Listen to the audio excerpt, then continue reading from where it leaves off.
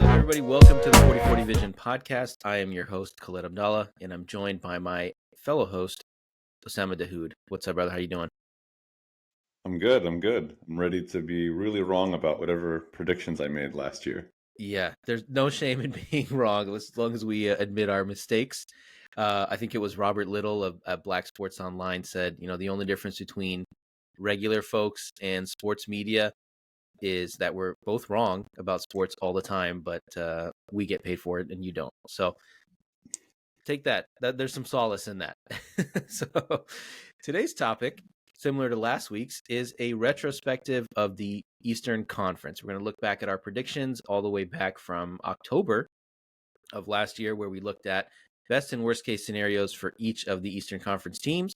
We're going to talk about their preseason win total, how they actually fared, what our predictions were, what we got right and what we got wrong. And we got a lot wrong in the Eastern Conference. So we'll start off with the number one seed, which we did not get wrong. Well, kind of. And that is the Boston Celtics. Their preseason win total was 55.5. Their actual total was 64-18. So they blew past that 55 or 56 win projection. I think they locked this up in like January, the one seed. And between you and I, we had them, challenging for the one seed. I think we had them as the 2 seed. We talked about their concerns with injury, with Kristaps Porzingis, some of the front court depth issues, but for the most part, we predicted that they would sort of roll their way to the finals. At least, maybe not roll their way, but make their way to at least the conference finals and the finals. So, what was it about our prediction? Did we get anything wrong about them? I think I had Milwaukee as the 1 seed, but otherwise, like we said, they were going to be great. They added great players. It was kind of a no-brainer, right? It wasn't a lot of thinking. They exceeded our expectations, getting over 60 wins.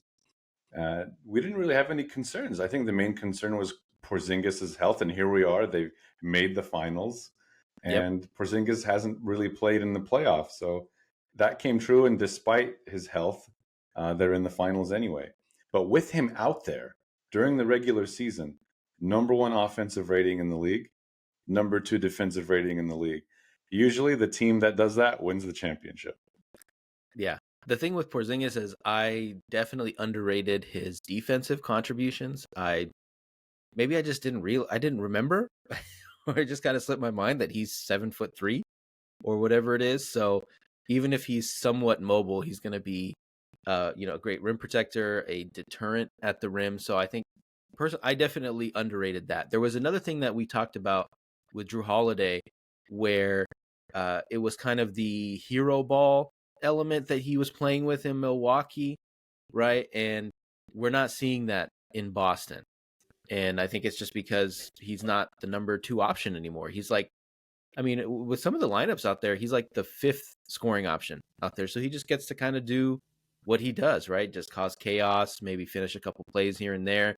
But I think we're getting to see the difference between what a team looks like with Drew Holiday as the number 2 option, which is, a possible contender, maybe some disappointing outcomes because he's just not playing that well, versus a team that's just like rolling through the conference. So what do you make of that? And what do you make of the criticism of them, basically getting like a cupcake schedule in the playoffs?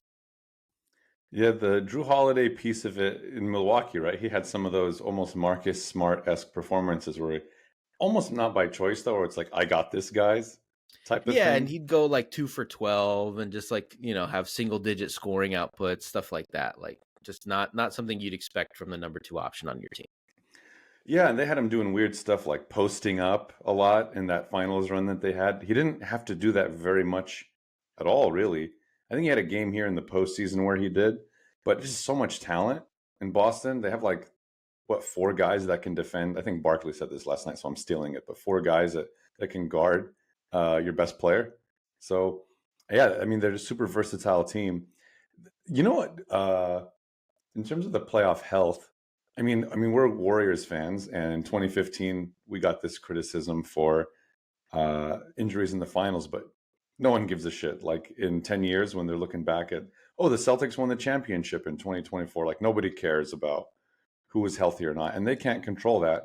But they're Hmm. taking care of business. It's not even close. They're making it look really easy. You know what's something we didn't talk about though is Sure. the coach. Yes. I mean, he was a concern that I don't remember who brought it up, but one of us did.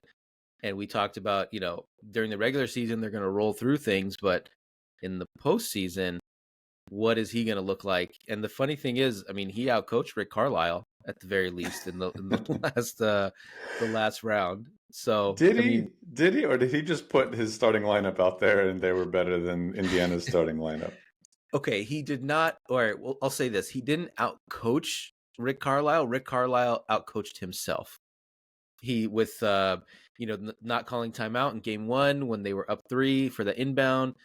Again, not calling timeout in game 3 when they were down 1 with about 4 seconds to go or something, and it was just Nemhard against. It was like a 1-on-4, and he didn't call timeout, and it's just it seems like he just kind of freezes up. Like you would think a veteran coach who's been coaching for, I don't know, 20, 30 years now would know, hey, call timeout. Like let's regroup here. So yeah, I guess, I mean, with Joe Maz, it's just like, don't screw it up, and he hasn't yet. So, but I think he's definitely on the negative side for the coaching matchup in the finals. I think it's fair to say that. I mean, as long as he watches the town, I think that kind of like levels the playing field. As long as he gets his fix in of the town. I need to hear, you think you're better than me? You think you're better than me? I can't do a good Boston accent. It's like Neither can I.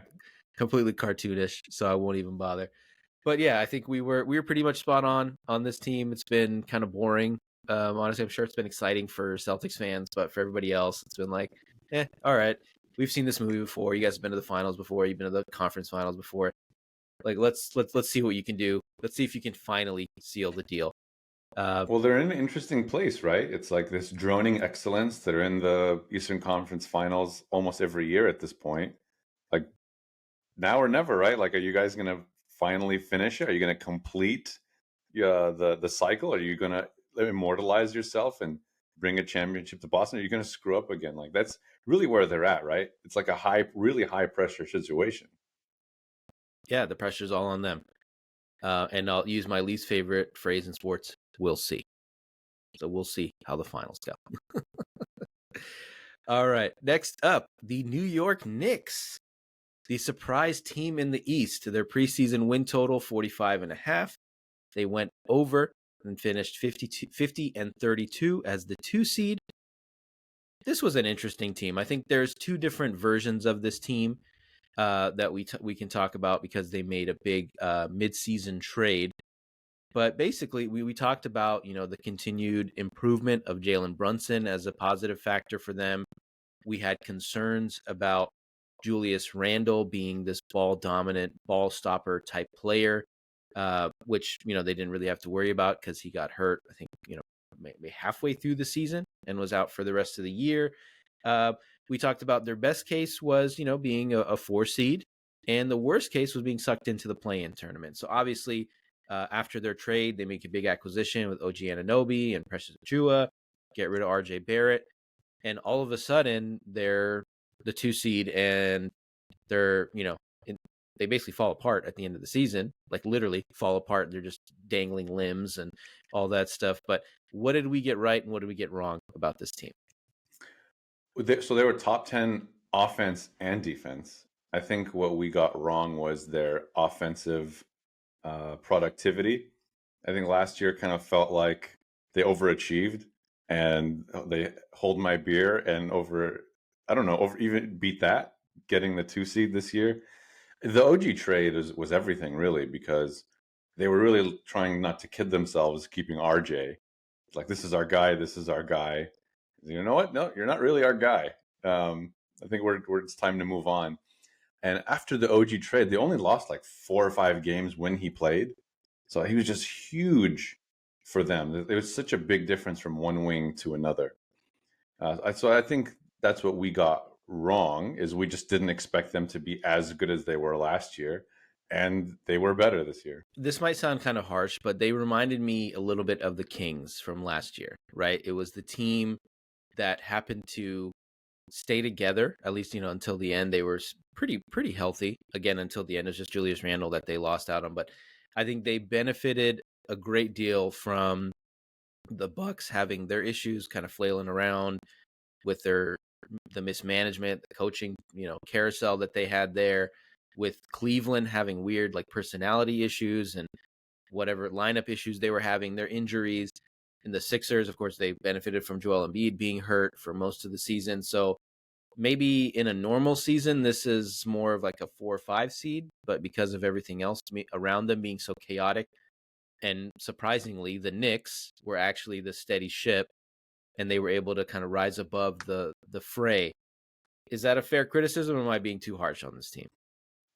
I mean, plays a part. You won't really know, right? Because they got OG ultimately, and they beat everybody in front of them for the most part. So it still could have been the case, even if some of those teams were healthy and things bounced their way, and there was a more, I don't know, level playing field, if you want to call it that. But they still beat everybody. I mean, Brunson has just been a revelation for them. He top 5 in MVP voting. That's crazy. Mm-hmm. Such a valuable trade or pickup that they got. But they also, I don't know if we mentioned this already, White Dante. They got White Yeah. Dante. He was a and big Josh acquisition Hart. for them. Yeah. Yeah. So, I mean, it was, they got those Villanova boys back together and they look good. I mean, the only criticism I would say is we thought offensively, and I mean, at times these kind of stagnated a little bit. Mm-hmm. But Thibodeau surprised me. I thought offensively they were still really good. They executed really well. They had a lot of chemistry.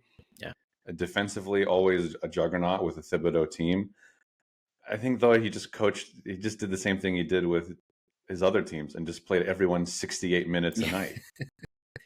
It's like, it reminds me of that. It's just that kid at the arcade playing Street Fighter, just button mashing, and is able to beat everybody else just because he's faster at pressing the buttons than anybody else. And it's like, okay, you just keep playing all your starters 47 and a half minutes, and you don't let Josh Hart take a break. So yeah, of course, your team's going to be a little bit better than everybody else. But I feel like I'm criticizing them. I shouldn't be, because I'm not. Please don't take it that way. It's just, I just don't. I want to poke holes a little bit in the mystique that's come around. And I think the one thing is, I've always thought of Julius Randle as a minus player. He's not the kind of player I like to watch. He's a volume scorer. He's kind of a ball hog. But I do think that he would have been huge for them in the Pacers series, especially just because there was times when they would stagnate offensively, and it's basically just Jalen Brunson. He's bringing the ball up every time. That's going to wear on him, and obviously he ends up with a broken hand. I don't know if that's related, but I do think they did miss Julius Randle quite a bit. And speaking of Julius Randle, what's next for him? What's next for the Knicks? Like, are they going to take a big swing this offseason? Are they going to go for Mikal Bridges? Really bring that Villanova team together? What do you see in the tea leaves here? So I'm not a big Julius Randle fan, and Mm-hmm. I think the only reason why they really needed him in the Pacers series is they ran out of bodies. I think is this is really why. But the Bridges one, I've seen that floating around. That's a good idea. I think they should move on if they can, because they have a team that's defensively sound. We know who he is at this point. He's going to have his moments. He's also going to give you the 2 for 12.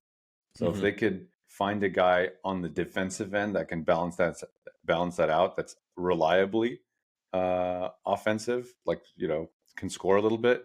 Bridges, someone like that, makes a ton of sense. DeJounte Murray, I don't know who else is out there, but I would do it if I could, if I were the Knicks. Yeah, for sure. I think Bridges would make perfect sense. He's exactly the type of guy they need. He can create his own offense, but he's not a number one option. And you don't need a number one option because you have Jalen Brunson. But you do need somebody that's going to be able to take some of that load off these other guys, especially off Brunson. So I'm excited to see what's next for them. It was fun. I'm not the biggest believer in the Knicks mystique. I'm kind of over it. Okay, MSG, blah, blah, blah. I've been to MSG. It's cool. It's nice. I don't know if it's like this basketball mecca that people hype it up to be. The Mecca, Bing Bong. Yeah, maybe I'm just being a hater, but it's just funny. Like, people are acting like, "Oh, these poor underdog New Yorkers need something to be happy about." I'm like, you live in New York City, bro. You're gonna be fine. You're not Indiana or Orlando. You got other stuff to be excited about instead of the Knicks. So I'm not too. Yeah. Again, I feel like I'm being a hater. I'm not trying to be a hater, but You sound like a hater. It's too bad. Too late. it's coming out. It's fine. It's fine. They'll be fine.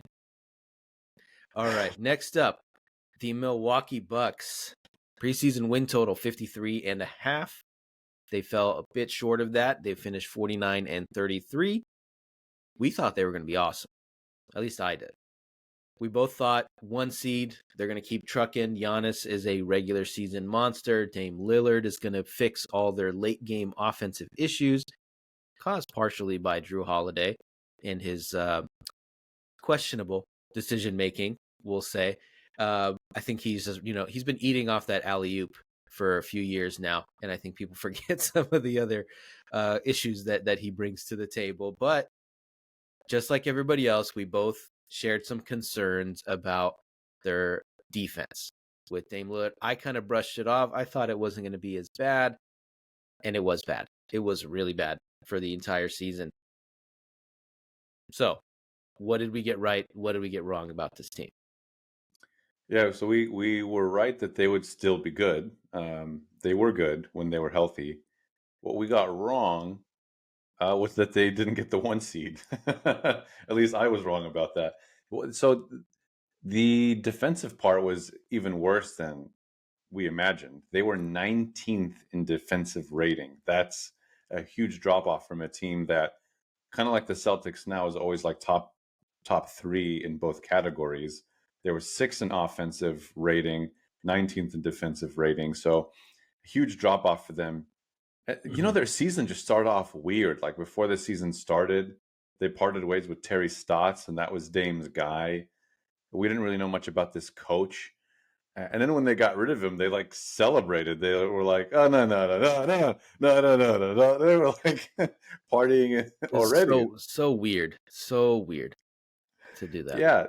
So I think that this is just a weird start. It was like doomed from the get go. And then they got Doc Rivers, who's like, I don't know, he's he's a locker room guy, but I don't know, he hasn't really been impressive in a long time schematically. You know what he is? He's Mr. Excuses to me. Yeah. He came ready with it was like his first day on the job, and he's like, it's tough to come into a situation and make a difference as a coach in the NBA because we don't get to practice. You practice once a week, and it's already mid-season, and for some reason they gave him $40 million. I just I don't understand it.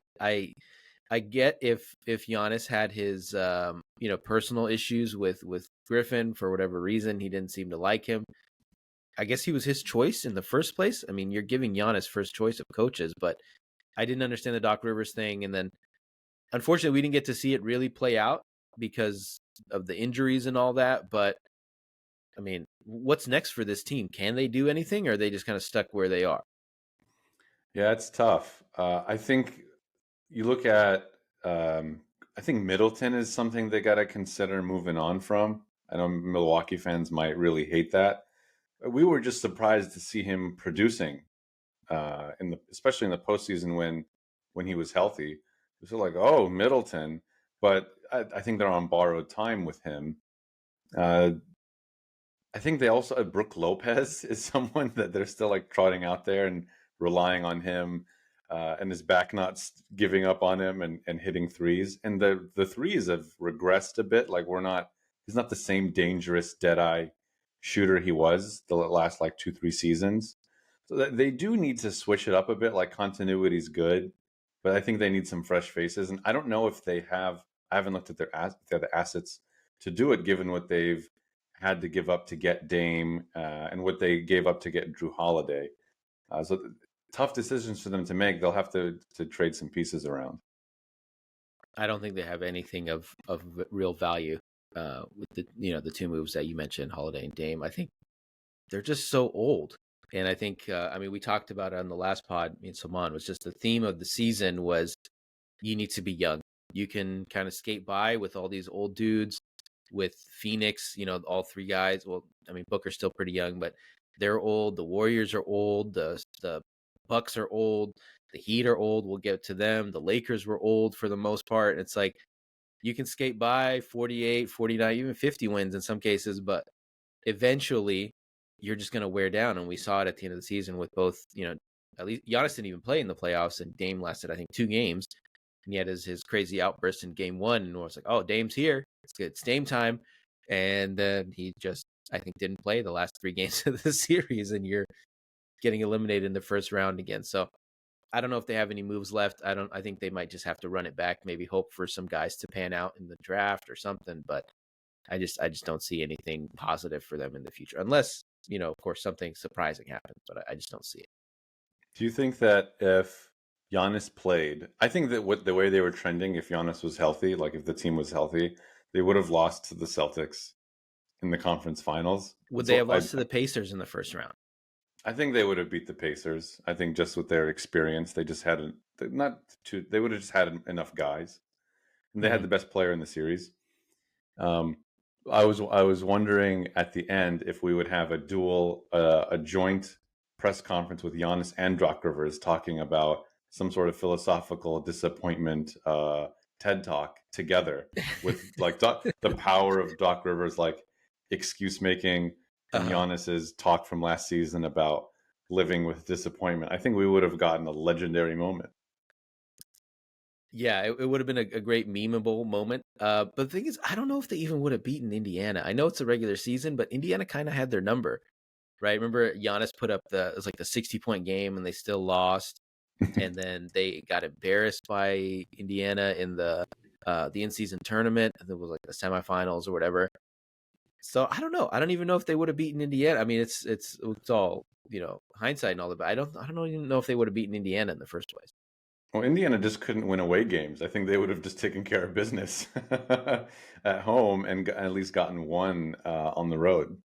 Yeah. Well, anyway, I mean, Giannis is skating by. I mean, it's two years in a row. I know he's gotten hurt, but 2 years in a row, first round exits. So he's lucky he got that title, or else he'd be hearing a lot more negative talk because he's, it hasn't been great. We'll say that. Fraud. He's a fraud. He's not. It's not a failure though, right? He's learning. He's learning through his failures. Failure is All cool, right. man. I do it all the time. What's wrong with that? Yeah. There you go. All right. Next up, the Cleveland Cavaliers. Preseason win total. They seem to be a darling of the media, and their preseason win total was 50.5. They finished just a bit short of that, 48-34 as the 4 seed. They had a lot of injuries. Donovan Mitchell only played 55 games. Darius Garland played 57 games. Evan Mobley played 50 games. And then in the end, injuries doomed them against Boston because basically their entire starting lineup was out by game 3, I think it was. They probably lose anyway, but it's just a shame to see half their dudes like in street clothes by the end of it. But as far as our predictions go, I was really high on this team. I saw them. I looked at them on paper. I was like, oh, they're going to be a dark horse for the 1 seed. But I think more realistically, we had them, around this range, right? Between the 3 and the 4 seed. We didn't think they'd be anywhere near the play-in. But what did we get right about this team? What did we get wrong? I think we got it right that when their guys are healthy, they're really good. I had Evan Mobley in fantasy, so selfishly, I was really sad to see how his season went. And you could see it, like offensively, when those guys weren't playing, they were a bottom, I think, 15 offense in the league. They were still a top 10 defense in spite of that, and that's even with questionable coaching. So I think that the That was a Mitchell big piece point you is brought up, by the way, the coaching. I didn't even think about that when we talked about predictions, but you definitely brought up the concerns about Bickerstaff as a big issue coming in. yeah, we've saw him in Houston, and if they wanted to keep him, they would have kept him, and they had James Harden. They didn't keep him. I think that this was a young team when he got it, and I don't know where the front office was expecting to get when they brought him on. So I think the Mitchell piece is interesting because they traded for him, and they've had a couple of runs with him now, and there's talk about him and Garland. Is that working or not? And Miami's been creeping in again. Miami, the team that's always in the rumors but doesn't get anybody. Always. Miami's kind of is like there in the background. We also thought about Jared Allen, and I think we still should think about if they want to do this Twin Towers approach or not. Wasn't that great when they played together. Mm-hmm. And I think for Mobley to develop, I don't know if he should share space with another big guy. So I think they have Another like some. non-stretch big, I think is the big factor. Yeah, it's almost like the Gobert Towns thing, right? Like it can kind of fall apart when the spacing is off because they're doing this traditional Mm-hmm. stuff where they can't switch when But both at the guys are same out time, there. like with Gobert Towns, right? I mean, we just saw them get embarrassed last night, but with Gobert Towns, like you can run that 4-5 pick and roll because you trust Cat to make, for the most part, make a good decision. You trust him with the ball in his hand. You trust him to create. You can put him in the corner for that space. Like Jared Allen or Evan Mobley won't shoot outside of like 7 to 10 feet. So it's like that's a huge spacing issue. I don't think you see the same with Gobert Towns, but I get your point where it can get kind of clunky with both of those guys clogging up the middle. Like it's not 1985 anymore. Yeah, and like that's an issue with their depth. I mean, Max Strus, good player, George Niang, good player. Like these are all like good complementary pieces. Karis LeVert, someone was saying this about Karis LeVert recently, where possession to possession, his quality is incredibly volatile. One possession, he's Michael Jordan. Another possession, he's Anthony Tolliver. Like, who is this guy?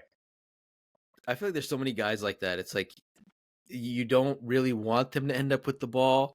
If they do end up with the ball, you're like, okay, maybe this is going to go well, but and they'll have a couple possessions, like you said, where they'll look like Michael Jordan, and then but over the course of a game, you just see the mistakes pile up, like the selfish decisions, and you're just like, okay, there's a reason why you keep getting traded, and you're just on your, I don't know, fourth team in 5 years or whatever it is. So, yeah, I think is I thought their starting five was great.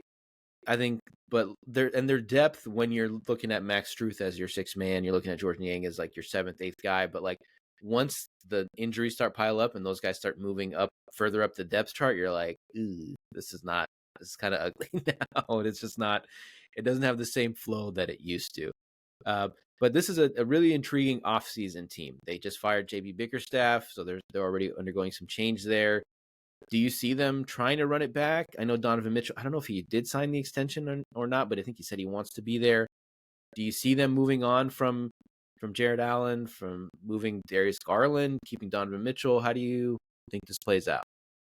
That front office is pretty aggressive. Someone will get moved. Even like post LeBron years, they've been a well-run organization.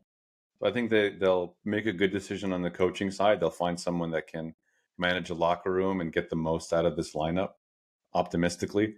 Um, the worst thing they could do is not make any changes with the guys they have now that were in the starting lineup. But I think they should. Selfishly, I would like to see them move Darius Garland to San Antonio. I'd like to see Wemby with like a legitimate point guard. That's a rumor. I don't know if there's any truth to it. That'd be kind of fun. But yeah, I'm just excited to see what happens here because they have so many moving pieces. I don't know. Terry Rozier for Donovan Mitchell straight up. That's what Pat Riley is going to propose. Terry Rozier and like some cash considerations just to even up the scales a little bit. Haywood Highsmith. There you go. Next up, the Orlando Magic. They were a great surprise. Yeah, right.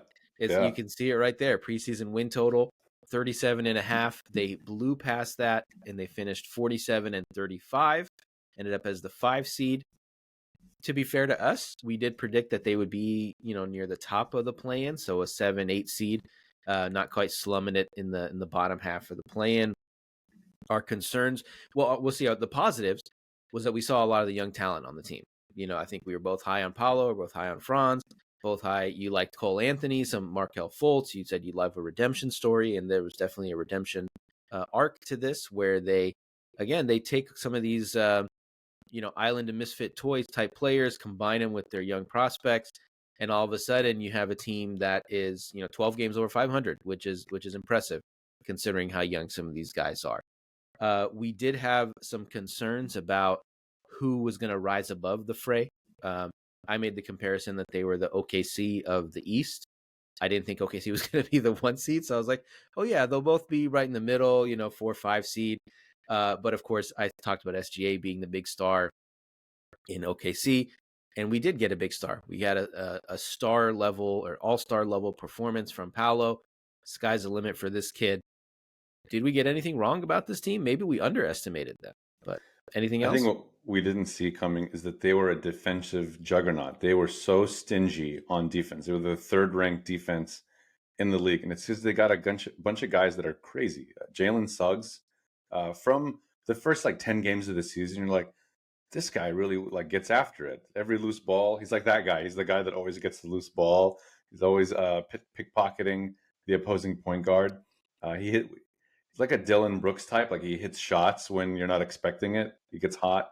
So I like him. Jonathan Isaac, who's been incredibly injury prone, is a defensive monster. Like he is defensive, all team first defense level elite. He just doesn't really play. He gets like 20 minutes a night or so just because he keeps getting hurt. But the way he just alters shots when he's out there and he can switch, he's like really, really mobile, makes it real difficult on opposing teams. So I think that's something that we just didn't see coming. Offensively, they were not good. They were like, in the 20s or so. That's Yeah, like something low that I 20s. think is a huge, huge thing that I think in terms of youth looked. I think that met our expectations. Is with youth, you're going to make a shitload of mistakes. But I mean, what a season they had. Yeah, they play hard. They have a lot of things to be excited about.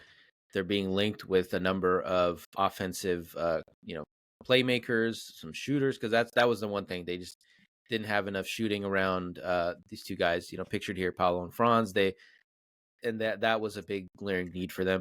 I'm hearing Malik Monk as a potential target for them. Unfortunately, I'm also hearing Klay Thompson, which I think we're all seeing the rumors. Do you see either of those guys heading down to, and even Paul George? I think it was Bill Simmons. I don't know if Bill Simmons started this rumor, but people are talking about Paul George possibly heading down there. Do you? I know they're not a free agent destination, but do you see them being able to just throw a shit ton of money at somebody and convincing them to move down to Florida?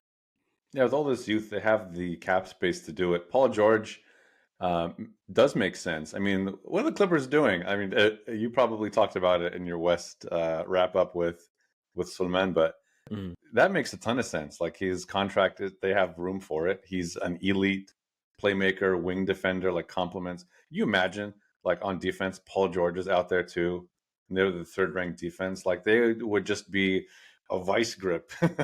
They would lead the Absurd. league. Yeah, they would just be Size and length everywhere. Yeah. a house of flying daggers. Yeah, they'd be just amazing.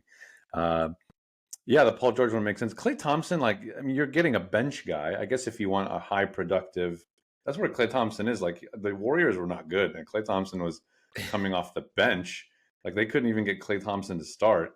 So I don't know if that's the answer either. And his contract is not great. Yeah. So, like, he's Well, I mean, asking for a lot of money. yeah, they're going to be paying him, I don't know, $35 million a year. I don't think they're going to bring him off the bench. So We that's a mentioned whole other thing. Bridges earlier. Bridges makes sense too if they can get in on Mikal Bridges. He would make the most sense. He's durable. He does everything. He's a glue guy, but also can score 30 on a given night. So it's just, it never, there's always like this quote unquote perfect basketball situation that we talk about, right? We talked about like LeBron when he was leaving Cleveland. We're like, just go to Philly. You can play with Ben Simmons before he fell apart. You play with the best big man in the East, and it's just on paper, it's perfect basketball scenario. Win 3-4 titles, whatever. Same thing here. Paul George, like if you want to win, go to this team that won almost 50 games with these their whole team is like under 25, and it just never works out that way, which is unfortunate, right? Because there's so much other stuff we don't take into account. Like, does Paul George's wife want to live in Orlando, or does she want to live in LA? Does Paul George want to live in Orlando, or does he want to live in LA? And like all these other factors where it's like it's not just about the basketball, which is kind of unfortunate. So they'll probably end up with like Malik Monk and pay him, I don't know, $40 million a year. And I don't know. I just it's unfortunate, but it would be fun to see one of these like real superstar guys head down there and help like take this team to the next level. Yeah, I mean, some of those trends, I mean, they've all been trades really, but like Giannis staying in Milwaukee and Dame accepting a trade there, Paul George going to OKC and nearly staying there. Like there's been some of that where that trend is bucking a little.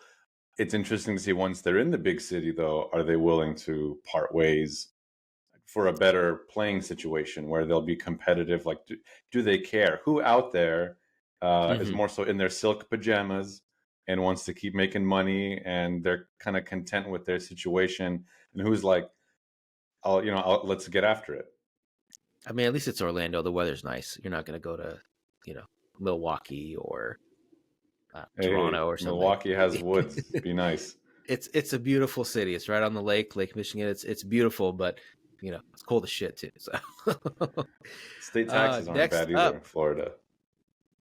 there's no state taxes, no That's state what I'm income tax. saying. All right, another surprise team, the Indiana Pacers. Preseason win total 38.5.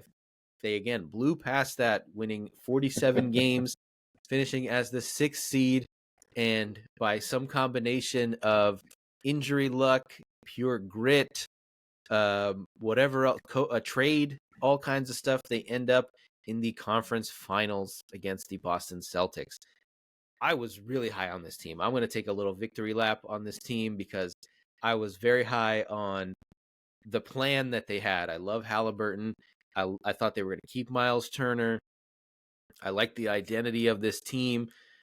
You were not quite as high on them. You thought they were going to trade Miles Turner at some point. They did end up trading Buddy Hield, and they actually ended up being buyers at the deadline, going out and taking a huge swing and getting a guy in Pascal Siakam that never in a million years would have signed with them as a free agent. They're probably going to give him a ton of money. So what did they do to prove you wrong? Because again, I'm taking a victory lap here on this team. I'm just being a jerk here. But what did they do to prove you wrong? What did they do differently? Yeah, I was wrong as shit about this team in every way. I think like I was just confused. But there were a couple of teams like this where I was confused by what they'd put together. They have the one guy, and they've been like on the edge about getting rid of Turner for like 4 seasons. So it's like, what do they want? And the Siakam trade made sense. I think that in the back of their minds, they're like, we're a trade away. Let's see what we got. But even before then, I mean, they were the in-season tournament champions.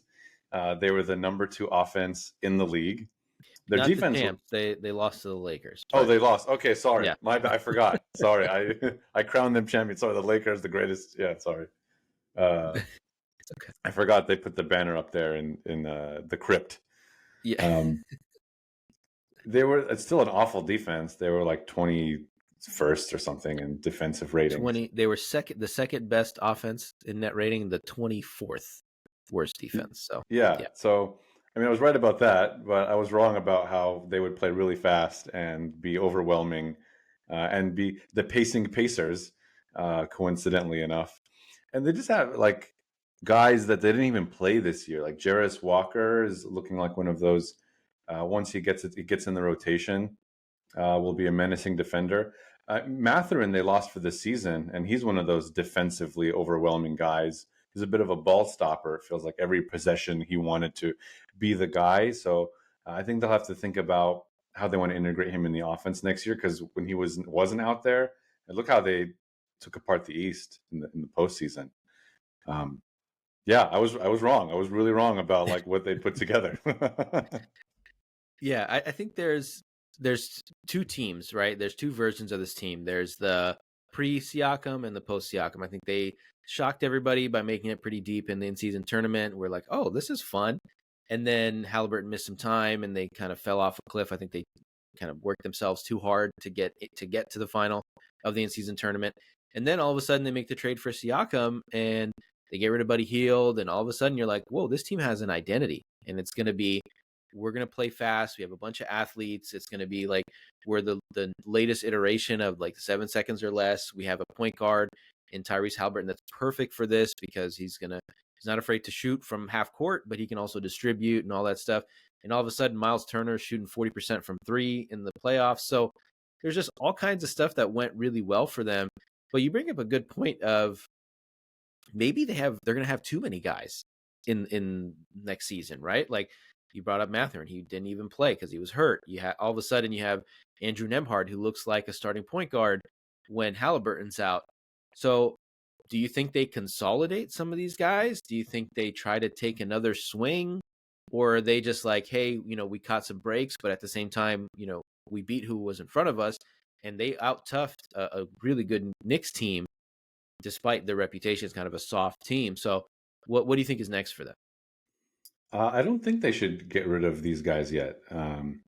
Turner is always going to be on the brink. I think I haven't given up hope that they'll move him.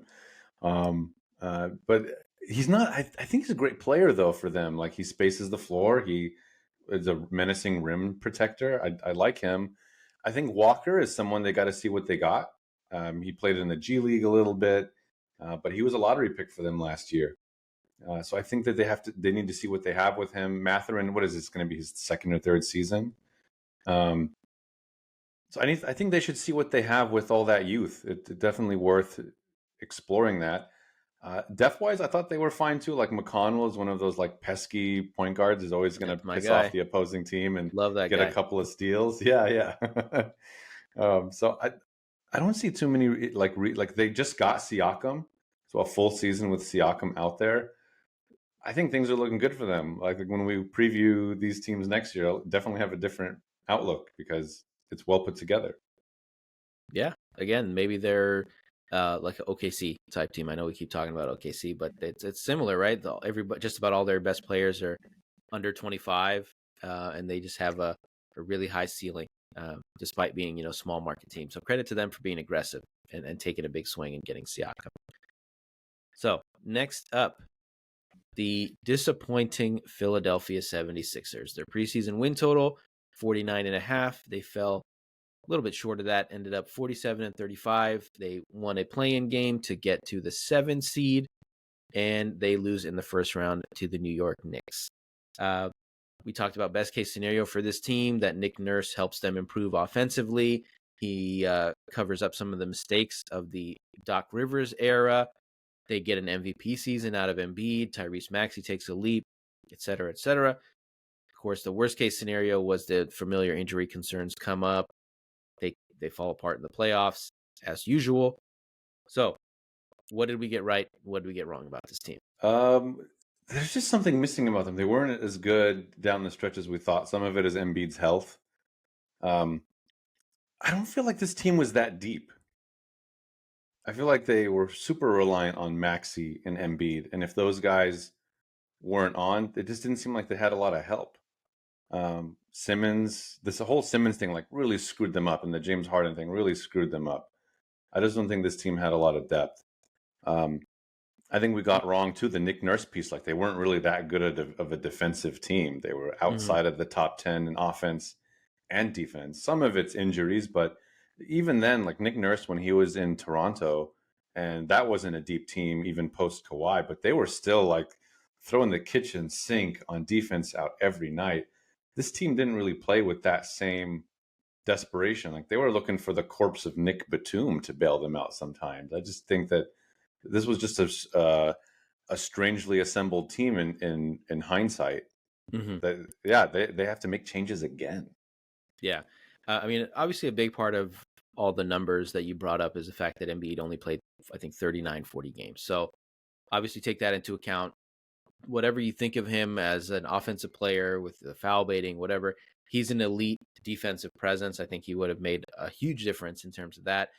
And I looked this up, and somehow they played 28 guys over the course of the season, which is something that you usually see. Like, I mean, our last pod, the West pod, I think the Grizzlies played 33.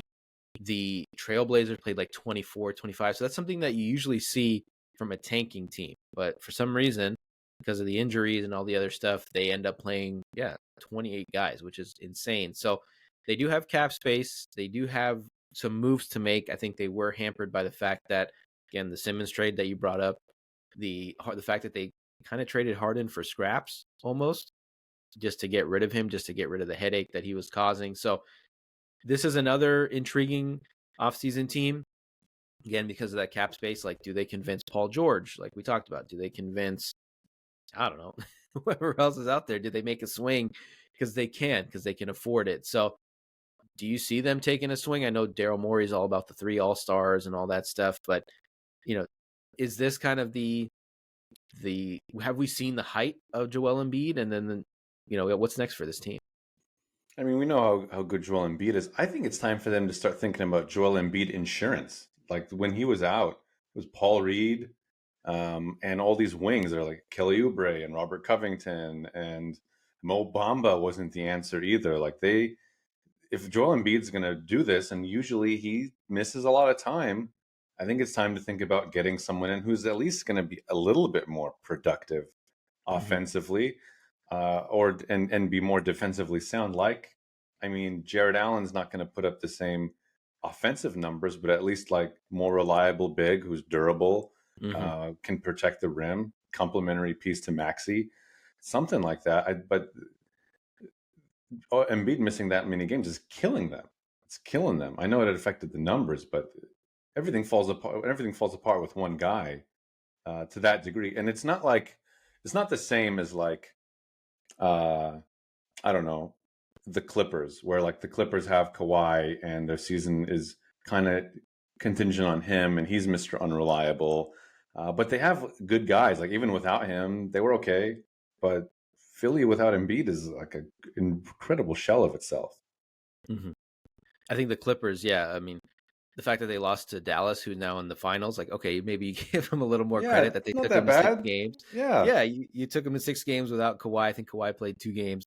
So maybe you give them a little more credit for that. But I think on the positive side, well, I think for Embiid, right, you basically budget, you're like, all right, if he plays more than 50 games, then we're golden. Like we're playing with house money at that point. But I think you brought up a good point about needing that insurance.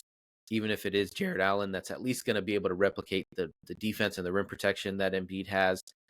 At least I think that they definitely know now that they have a bona fide superstar, potential superstar in Tyrese Maxey, who went toe to toe with Jalen Brunson and won them a few games that they definitely should not have won. Just with his shot making and his balls, basically, he's just a ballsy player that's not afraid of the moment.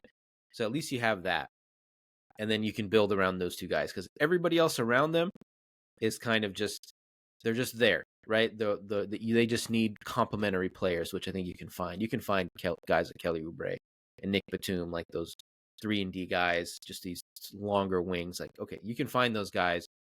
So who's going to be that third star, or who's going to just be at least like the complementary players around them? So I'm excited to see again what they do in the offseason. I'm not completely out on them in the future. I just, I want to see something happen. And if they do get Paul George, that'd be pretty awesome. All right. Next up, our favorite team. Shout out to the SLS gang.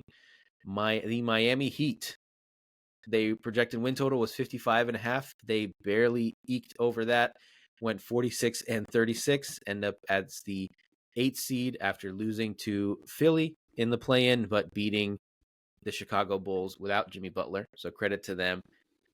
This team, I think we talked about their worst case scenario was them being old, which is exactly what happened.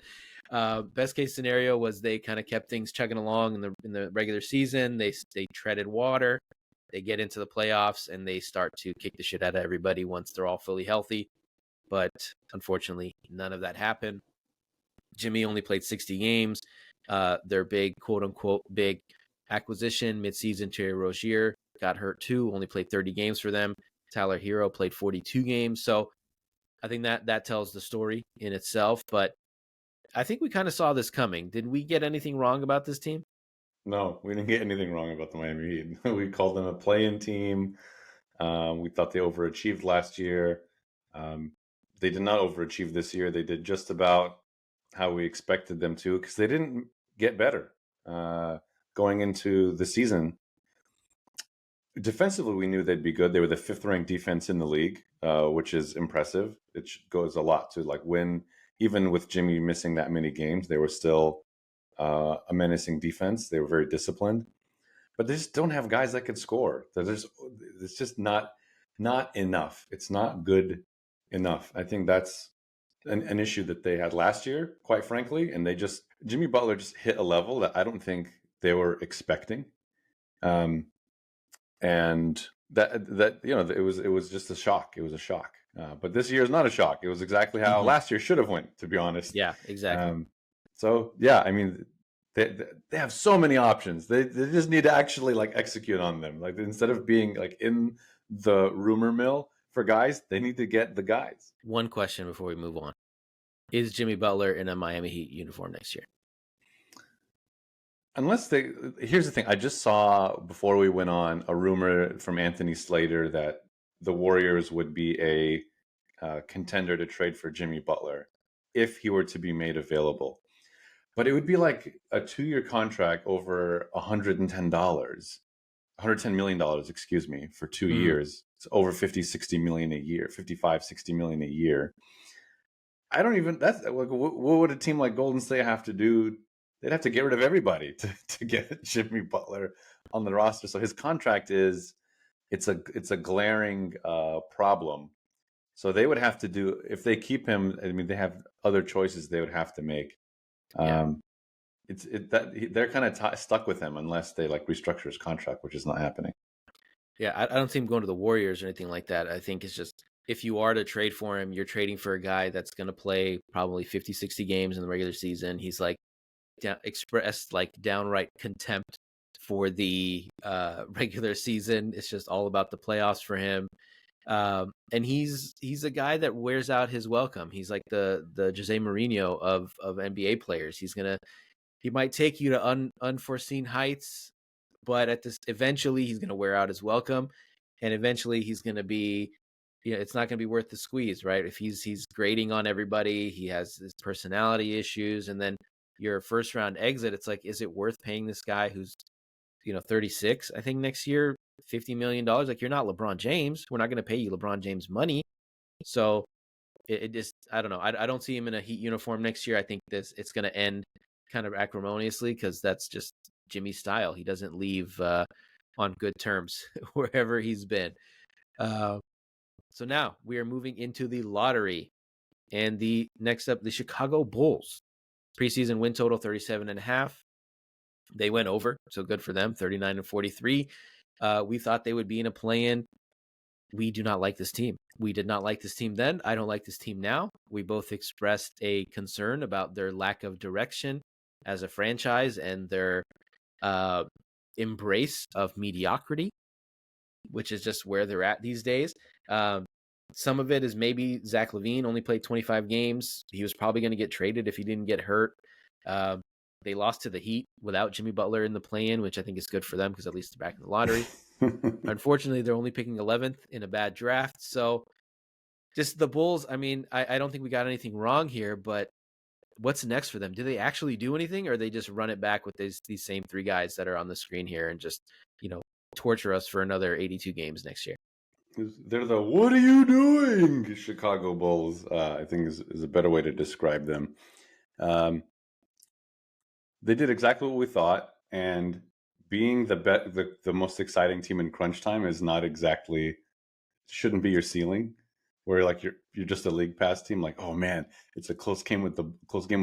It's gonna be so close, but they're not gonna win anyway. But it's gonna be so close. The LaVine, like who's the Lakers were like the team that like LaVine was being floated around with. But when he wasn't there, I think they were kind of better without him to some degree, right? Like they went on an okay run without him when he wasn't in the lineup. The Vucevic thing clearly hasn't worked. I do think that they have to figure something out, and I don't know where they go from here because they need like a key piece somewhere.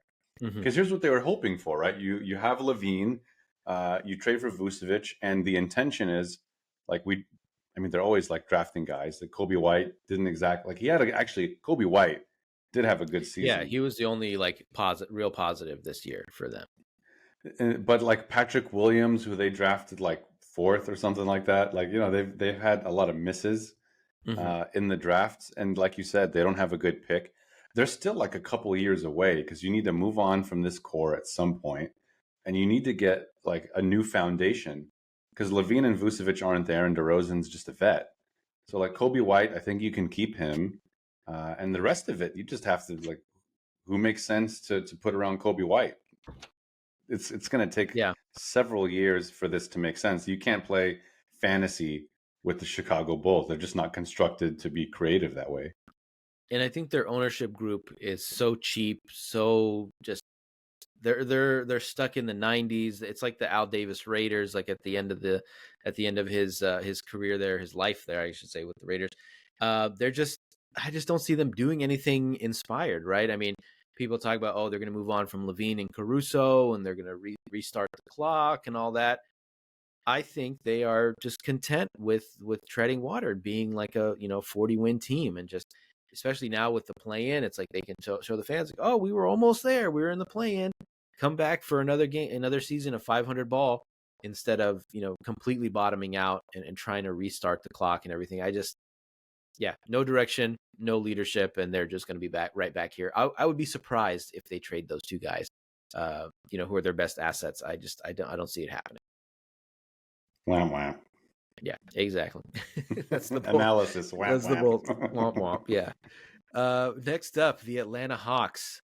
Oh, I was so right about this team. I'm so happy. I was so wrong about this team. Preseason win total 42.5. Their record 36-46. They end up as the 10 seed, so they don't make the playoffs. They just barely squeeze into the play-in, and they lost to was it Philly in the first round, or no, Chicago in the first play-in game. And now they are potentially going to be trading either Trae Young or DeJounte Murray, but more on that later. But I thought they were going to be a play-in team. You thought they would be over 500. I thought they would be under 500. I do not like Trae Young as a player. I talked about him on the last podcast, even though it was a Western Conference review. He came up as a potential trade candidate to San Antonio. I said, please, God, no, don't send him to San Antonio, even though he would throw a nice lob to Wemby. So maybe I'm just being a hater and I need to take that hater hat off. But yeah, what did we get wrong about this team? What did we get wrong? Well, I was wrong about how good I thought they would be. And I just, with Quinn Snyder, I thought like, hey, 500, that's okay. I think they have a good group. I thought they had a good group of guys. I think where I was wrong about them was exactly how terrible they would be defensively. They were bottom 4, bottom 5 in the league on defense. Offensively, they actually start off really hot. Like through the All-Star break, they were maybe top 5, top 10 offense. They really finished like as a top 5 offense in net rating, so you got that part okay, right. okay, yeah. They just kind of like the defensive piece is just it's bad. They have a lot of guys that they just don't mesh well together. Like I thought initially what they had before was better with like Herder and like Bogdanovich playing together. I actually like that. The Cam Reddish thing didn't work. And I liked where they were going, where they got all these lottery guys and they were trying to put together like a deep group of young guys. They were trying to do like a Warriors thing because their GM that got fired, Travis something, I forgot his name. I was going to say the Uber guy, Kellenick. It's not Kellenick. But I saw what they were going for. They got the 3-point shooter and a bunch of like versatile wing guys, 3-and-D guys. But it just didn't work. Like Trae Young is the offensive liability. They moved on from some guys and got DeJounte Murray. They don't play well together. Mm-hmm. They moved on from Saddiq or they got Saddiq Bey. They moved on from somebody else. I'm missing. Oh, Herder. They moved Herder. Yeah, Herder. And John Collins. Yeah. So nothing's working now. I don't even know if changing the point guard fixes it. I like Okongwu. I think like defensively, he's a really sound player, but he's the only defensively sound player. Like Hunter is like on and off. So the coaching is good. Like the fact that like their offense did click a little bit, I think it just goes to show that they just need to shuffle things around a little. I still have faith. I like Trae Young. I know that a lot of people don't. I like guys that have that like competitive, that are crazy, like from a competitive standpoint, and he's got that.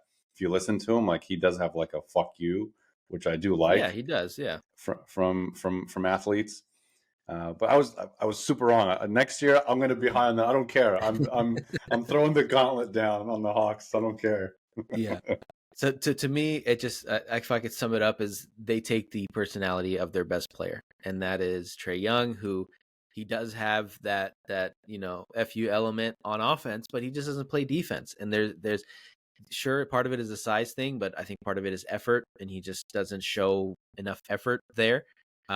So no matter what, if you are, if you have a team that's built around him, you're just not going to be a great defensive team. Maybe you can hide him a little bit, you can cover up some of those deficiencies, but I don't see it. On the plus side for them, they do have the number 1 pick, even though it's a bad draft. Maybe this Sarr kid from France ends up being, a defensive monster for them. Who knows? But it is kind of funny that after all this, they end up with the number 1 pick in like the worst draft since, I don't know, 2014 or something. So yeah, they're just another team that's kind of stuck in mediocrity, and they got too high on their own supply with that fluke Eastern Conference Finals run, and now they think that they can just keep things moving instead of restarting the clock. That's true, but my Hawks will be back. Your Hawks. You and Salman just love this Trae Young fella. Just not my cup of tea. I'll use that phrase again. All right. The Brooklyn Nets. Preseason win total 37.5. They finished 32-50 as the 11th seed. This was a team that we talked about being in the lottery, so we were pretty low on them, rightfully so. There were a lot of teams that just had too many guys that played the same position and did a lot of the same things. And there was just like a general kind of malaise to this team where they were there, they have some talent, but they just didn't seem to give a shit by the end of the season, which I think is expected from a team that, I mean, it's not like they had expectations, but they just showed no direction and they just kept treading water. They didn't make any big trades or anything like that. So did we get anything wrong about this team, and what's next for this team? We got nothing wrong about this team. They have 32 wings, and I feel like every night they just kind of decided, you want to do it tonight? Whose turn is it tonight to run the offense? And then you got like the 6-game Cam Thomas stretch where he scored like 50 points for 5 straight games, and then they're like, we're done with Cam. That's enough, Cam, for the whole season. You're back on the bench. Like, we're going to ignore you, and that's the end of it. They're going to end up making a bunch of trades. Like they were incentivized to try and win because of what they did to get Kevin Durant and the losses that came with some of the moves that they made. They should try and get some of those assets back and start over. Yeah, I think that's their only path forward, and not try to trade for another superstar, just try to build organically and keep things moving. So speaking of keep things moving and trading, making big trades, the Toronto Raptors preseason win total 36.5. They end up 25-57, end up as the 12th seed. So this team was interesting. We talked about on the pod, the preview pod, was that their low win total was possibly based on the fact that they would trade away some of these guys because, on opening day, the starting 5 looked pretty good. Pascal Siakam, OG Anunoby, Dennis Schroeder, Precious Achiuwa. You're like, oh, this is maybe a play-in team. But then, things kind of fall apart. They end up trading Siakam. They trade Anunoby and Precious. They end up with RJ Barrett, who is not really a guy. He could be, maybe, but I'm just not very high on him. But did we get anything wrong about this team, or did we actually predict this pretty spot on? I think the one thing I didn't expect was for Masai Ujiri to actually accept a trade. I thought he would ask for 32 first-round picks for each player on the team. They actually got a good haul for Siakam. They got 3 first-round picks, which I thought was, and Bruce Brown and some other guys. So I thought that worked out for them. And they'll probably end up trading Bruce Brown too. So that was some good business. The OG trade, not so much. It was Emmanuel Quickley, RJ Barrett, and like a 2nd-round pick. That was a little more surprising that he didn't get the 10 first-round picks that it sounded like he was going to get for OG. I mean, smart. I think they did well for themselves, given that they were a 500 team last year. This was smart. I think they're going to bounce back in the next couple of seasons. I like what their front office does. Yeah, they get a guy that's Canadian. So he's a marketable star in Canada. Maybe they'll get Andrew Wiggins because, again, he's Canadian, and people always think that he's going to get traded to the Raptors just because he's Canadian. Maybe they'll get Jamal Murray too, just to get Team Canada up in Toronto. But yeah, I think I was happy for them that they finally decided, all right, we're going to make these moves. We're not going to get, again, the 10 first-round picks for OG, but we're going to get off of these guys and we're going to start over and see what we got, and basically quickly and Barrett and see what they can build on. But yeah, I'm not too excited about their future for now. We'll say. Next, the Charlotte Hornets, probably my least favorite team in the East. Preseason win total 31.5. We thought they would be in the lottery, and that's where they ended up. They were 21-61. Unfortunately for them, LaMelo Ball only played 22 games. They finally traded away some of the guys they were holding on to. They traded away PJ Washington, who's now in the finals, so kudos to him. Traded away Gordon Hayward. They tanked pretty hard.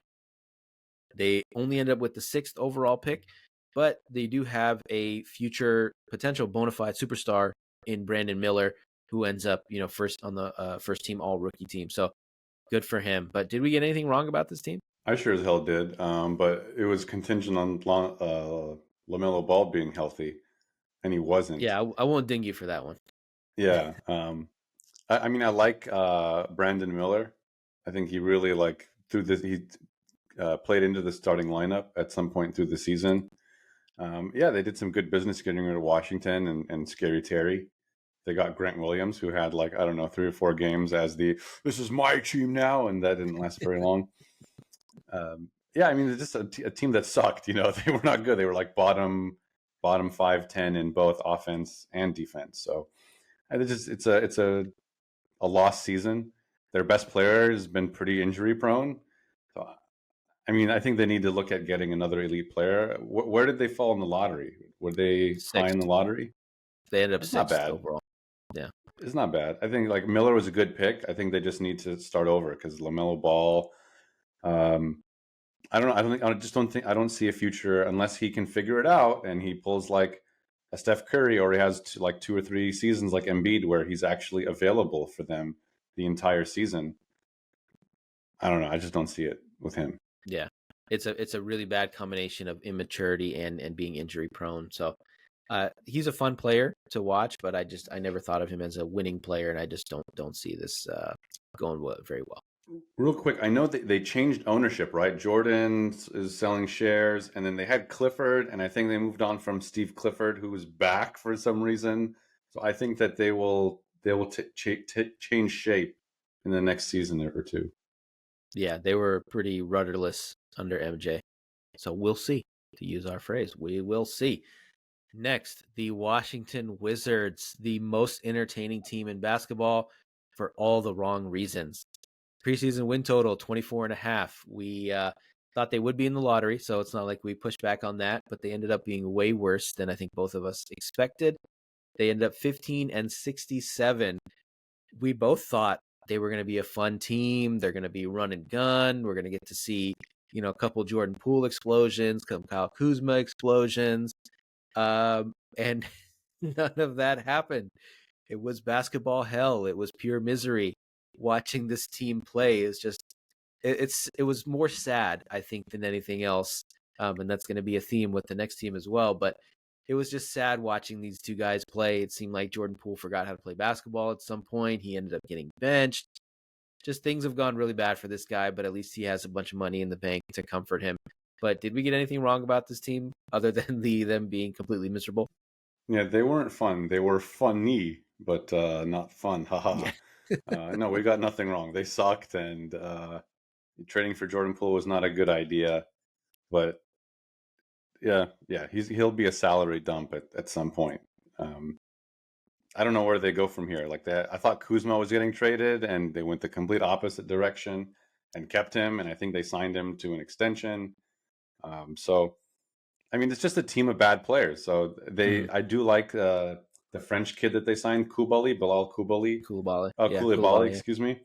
Yeah, just keep picking up guys until you can get rid of Jordan Poole because he's not a team leader. He's immature. He's erratic. Yeah. Not surprising. And Kyle Kuzma apparently turned down a trade to the Dallas Mavericks at some point because he didn't think they were a contender. So they ended up getting PJ Washington instead. Yeah, exactly. Ouch. So it just goes to show you his decision-making on and off the court is questionable at best.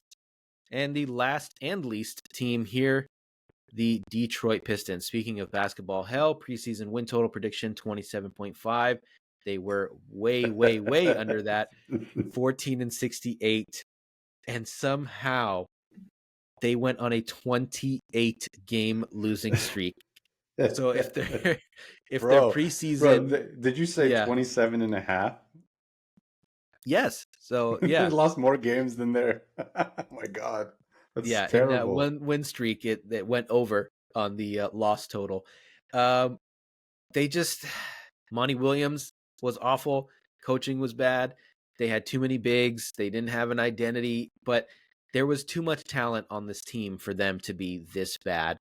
So what the hell went wrong here in Detroit? I think I thought that with Cade Cunningham out there in his his third season, that they'd be a little bit better, but I just don't think their players are good. They have too many bigs with James Wiseman, um, Isaiah Stewart, and they have like like two more bigs that I'm They had forgetting. Bagley, some Yeah, other guys. Bagley. Yeah. Yeah, just like this carousel of big guys that I don't think was smart whatsoever. Monty Williams, there was an issue that Jaden Ivey issue at the beginning where they weren't even playing him, and that caused some friction in the front office. So I think that they need to get their shit together in terms of how they want to execute, what the strategy is. I think all of that is in question because this was disastrous. Like this team shouldn't have lost that many games Exactly. Yeah. with a player like Cade. I just think that it was a mess, and they clearly played like they wanted to win. Like there was a game against the Celtics that went to like double OT that they didn't win. So like the team has a fighting spirit, but nothing went right. Literally nothing went right. Yeah, I think once the streak got to like 15, I was following it like I don't know, like the playoffs. I had them in my favorite teams on Yahoo, and I was just trying to watch every game to see if they would break the streak. And they were playing hard, but again, things just fell apart for this team, and they did not deserve to be this bad. So just coaching malpractice, front office malpractice, all that good stuff. So that's it for the podcast. I think we did pretty good overall. Missed a couple big misses, couple nice predictions with the Celtics and the Cavs, I guess, and the Pacers, at least for me. But yeah, it was fun. Thanks, man. Appreciate you guys for checking it in. Make sure to hit that subscribe button, leave us a review wherever you're watching or listening to this podcast. Make sure to follow us on all the major social media platforms at 4040 Vision Pod. Thanks, everybody. Thanks, Sam. Thanks, guys.